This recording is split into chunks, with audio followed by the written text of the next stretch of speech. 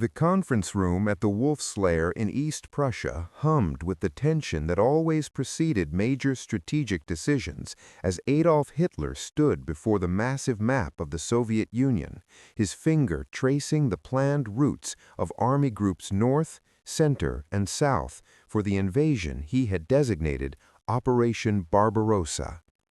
It was spring 1941, and Hitler was explaining to his assembled generals why the campaign would succeed within months, why the Soviet state would collapse under the weight of German military superiority, why Joseph Stalin's regime was fundamentally weak and would shatter like a rotten structure once kicked in.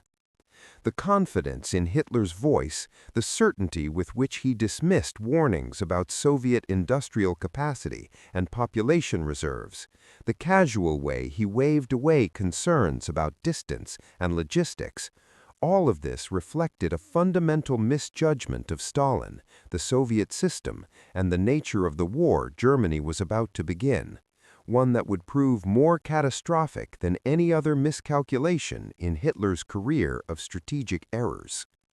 Hitler's assessment of Stalin was rooted in multiple layers of ideological prejudice, selective historical interpretation, and willful blindness to evidence that contradicted his predetermined conclusions. At the most fundamental level, Nazi racial ideology taught that Slavic peoples were racially inferior, subhuman, incapable of the organizational sophistication and martial spirit that characterized superior Germanic races. From this premise flowed the conclusion that any state governed by Slavs, even one as large as the Soviet Union, must be inherently weak, regardless of its apparent industrial and military power. The fact that the Soviet state was also communist, controlled by what Hitler imagined as Jewish Bolshevik conspirators, only reinforced his conviction that it was a diseased political organism that would collapse once seriously challenged. This ideological framework prevented Hitler from accurately assessing Stalin as a political leader and the Soviet system as a military and industrial power. Where objective analysis might have recognized Stalin as a ruthless and effective dictator who had consolidated absolute power through purges that eliminated potential rivals, Hitler saw those same purges as evidence of weakness, a regime so unstable that it had to murder its own military leadership, so fragile that it could not tolerate dissent. The Great Purge of 1937 through 38, which had decimated the Soviet officers' corps and eliminated thousands of experienced commanders, appeared to Hitler as proof that the Red Army was fatally compromised, led by incompetent survivors of Stalin's paranoia rather than by professional military men. The Soviet performance in the Winter War against Finland in 1939 to 1940 seemed to validate Hitler's assessment. The Red Army had attacked Finland with overwhelming numerical superiority, but had suffered embarrassing setbacks, taking months to overcome Finnish resistance and suffering casualties that appeared disproportionate to the limited objectives achieved. German military observers watching the Winter War reported Soviet tactical incompetence, poor coordination between arms, rigid command structures that could not adapt to battlefield conditions, and soldiers who fought without initiative or skill. These reports confirmed what Hitler wanted to believe, that Stalin's purges had gutted Soviet military capability, that the Red Army was a poorly led mass army that could not compete with the Wehrmacht's tactical excellence. What Hitler failed to recognize was that the Red Army was learning from the Winter War's failures, that Stalin was responding to revealed weaknesses by reforming command structures and tactical doctrine, that the disasters in Finland were prompting exactly the kind of institutional adaptation that would make the Red Army progressively more effective. Hitler saw the Winter War as evidence of permanent Soviet incompetence rather than as a learning experience that would inform Soviet preparation for the larger conflict to come.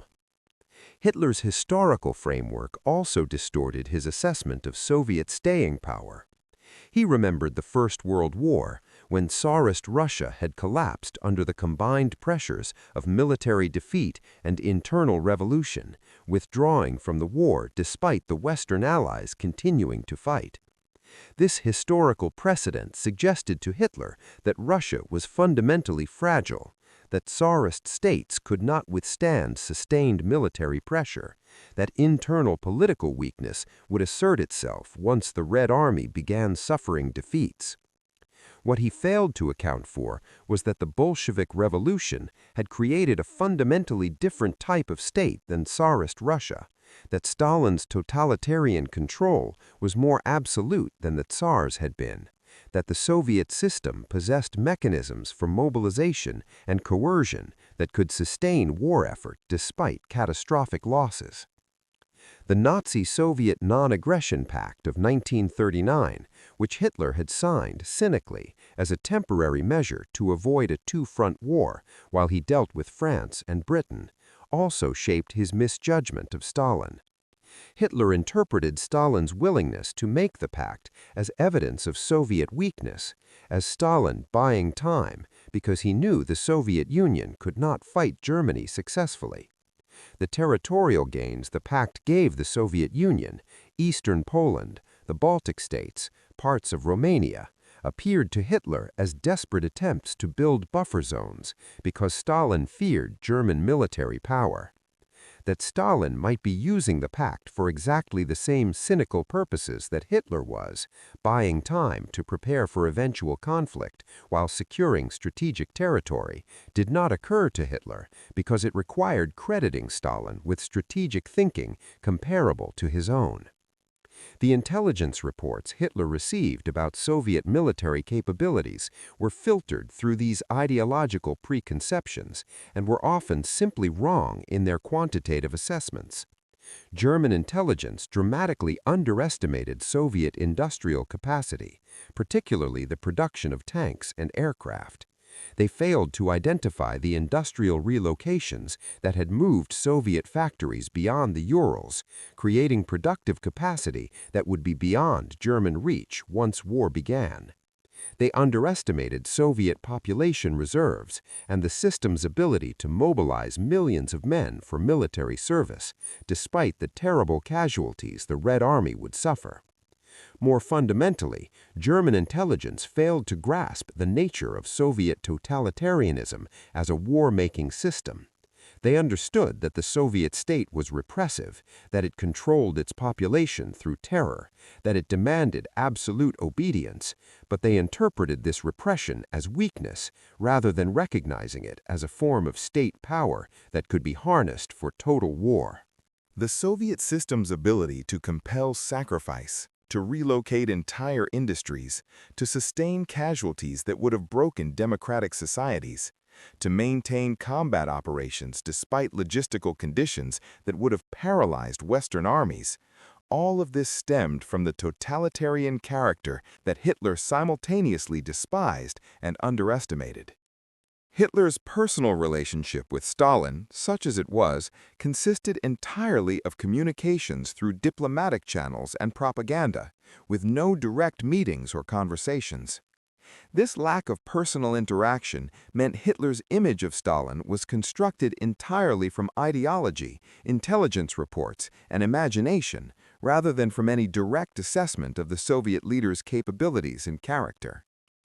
Had Hitler met Stalin, had he engaged with the man rather than the caricature his ideology created, he might have recognized that Stalin was at least his equal in ruthlessness, cunning, and determination, qualities Hitler prided himself on but could not imagine a Slavic leader possessing.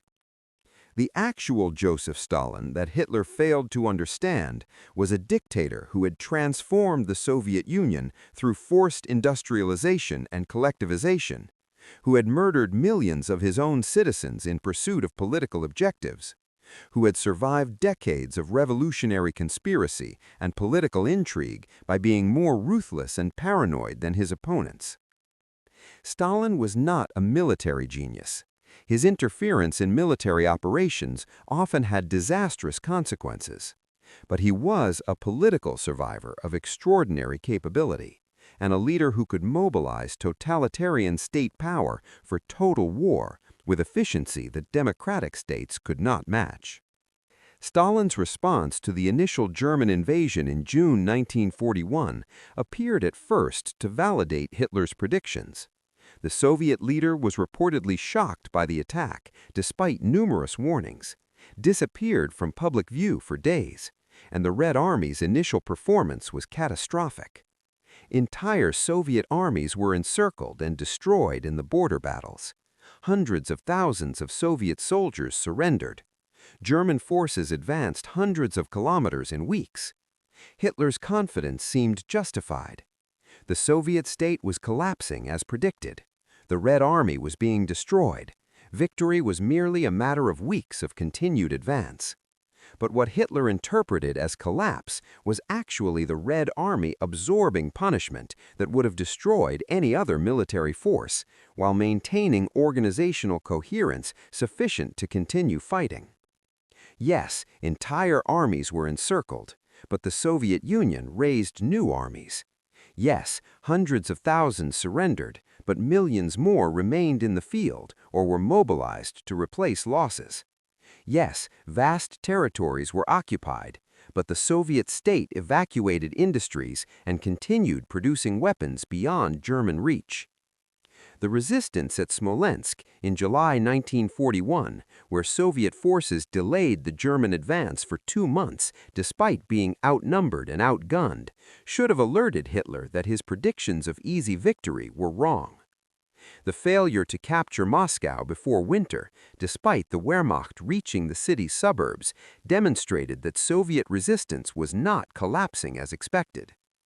The Soviet winter counteroffensive of 1941 through 42, which drove German forces back from Moscow and prevented the kind of total collapse Hitler had predicted, proved that the Soviet system could not only absorb catastrophic defeats, but could mobilize resources for effective counterattacks. Yet Hitler continued to misjudge Stalin and Soviet capabilities throughout the war. Each Soviet success was attributed to factors other than Soviet competence: the winter weather, German logistical difficulties, the purported Jewish control of Soviet leadership, the vast distances of Russia.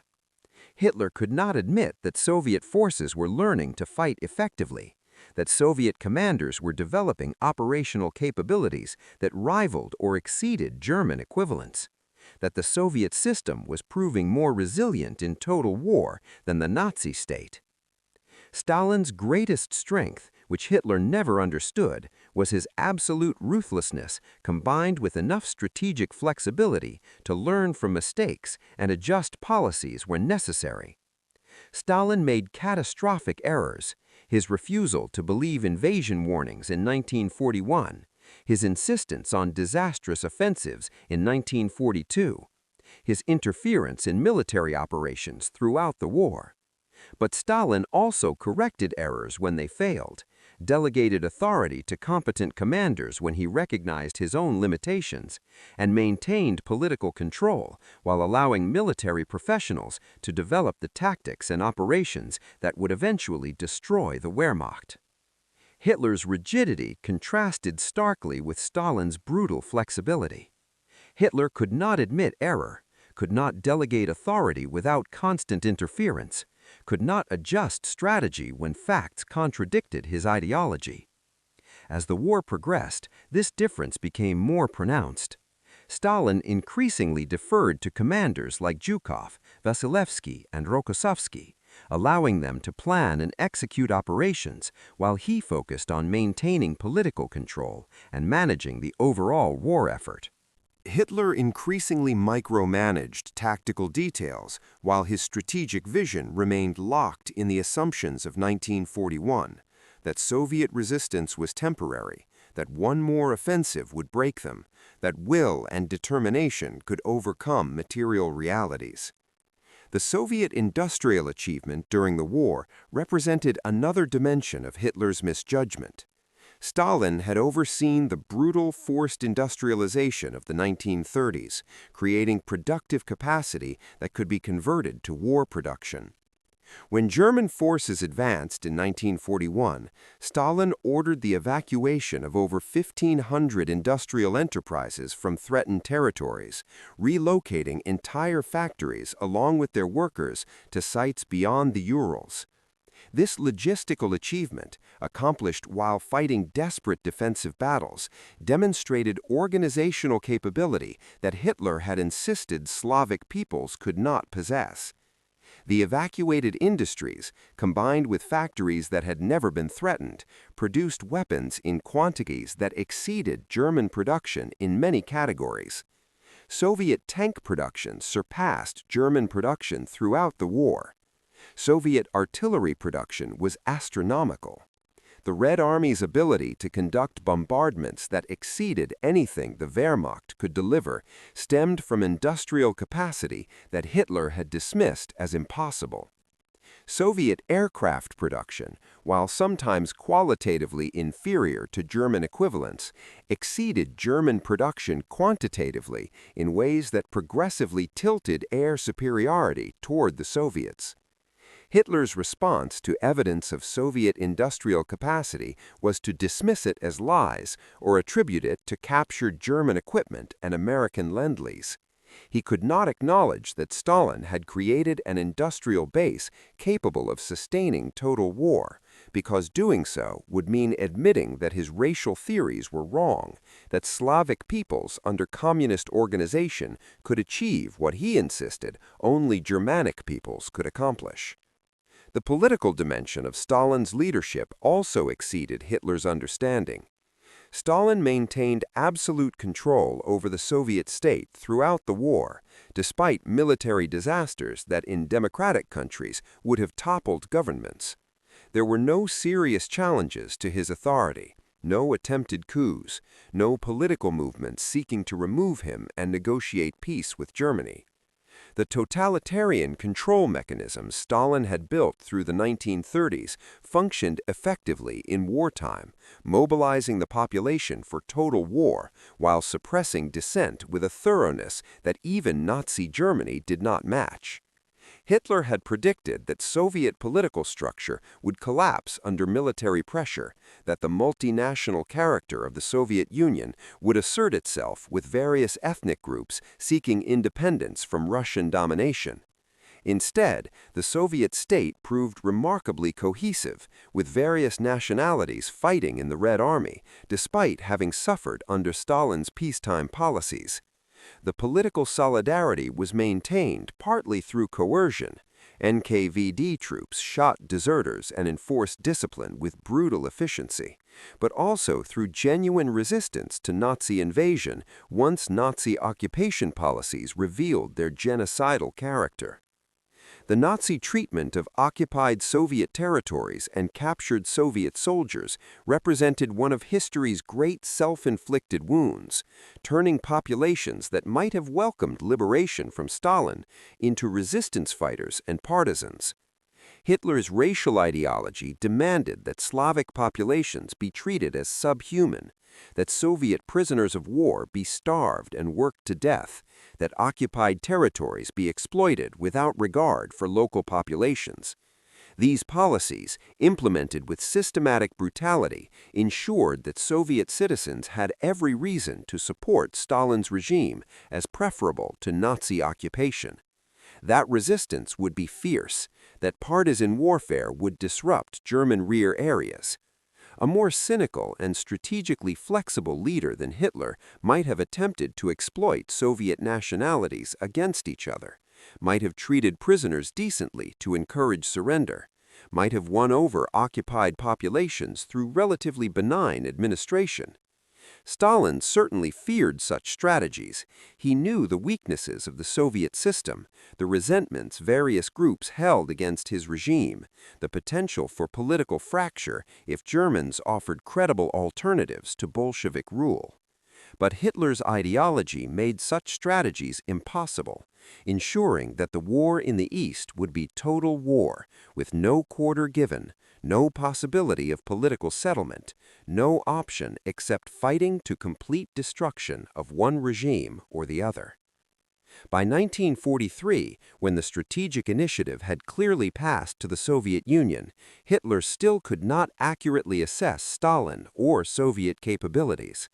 The victory at Stalingrad was attributed to winter weather and the failure of Romanian allies rather than to Soviet operational competence. The victory at Kursk was blamed on intelligence failures that allowed Soviets to prepare defenses rather than acknowledging that the Red Army had developed defensive systems and tactics that could stop German offensives even when those offensives were anticipated. The great Soviet offensives of 1944, Operation Barbarossa that destroyed Army Group Center, the advances through Ukraine and Romania, were explained as German weakness rather than Soviet strength.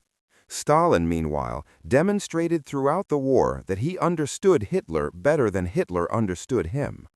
Stalin anticipated that Hitler would attack despite the Non-Aggression Pact, though he misjudged the timing.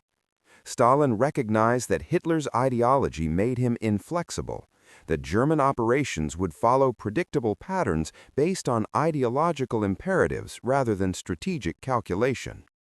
Stalin learned to work with Western allies despite ideological differences, maintaining the coalition that Hitler had predicted would fracture. Stalin exploited Hitler's misjudgments, using them to gain time, territory, and strategic advantage. The fundamental reason Hitler misjudged Stalin was that Hitler's entire worldview was constructed on false premises that made accurate assessment of enemies impossible. Nazi racial ideology insisted that Slavic peoples were inferior. Therefore, Stalin and the Soviet system must be weak regardless of evidence to the contrary. Hitler's understanding of communism as Jewish conspiracy prevented him from recognizing that Soviet communism was a genuinely Russian phenomenon with deep roots in Russian revolutionary tradition. Hitler's conviction that democratic and communist states could not cooperate against fascism meant he could not believe that the Allied coalition would hold together through years of war. Each of these misjudgments stemmed from ideology trumping analysis, from Hitler believing what his theories predicted rather than what evidence demonstrated. In this sense, Hitler's misjudgment of Stalin was not simply an intelligence failure or a mistake in assessing one enemy leader. It was the inevitable result of building strategy on ideological foundations that bore no relation to reality, of constructing a worldview so divorced from facts that accurate assessment of enemies became impossible. When Hitler launched Operation Barbarossa in June 1941, he did so believing he understood Stalin, understood the Soviet system, understood how the war would unfold. He expected quick victory, political collapse, easy conquest of territories that would provide Lebensraum for German settlement. What he got was the longest, bloodiest, most destructive campaign in military history. A war that consumed the Wehrmacht and led directly to Nazi Germany's total destruction.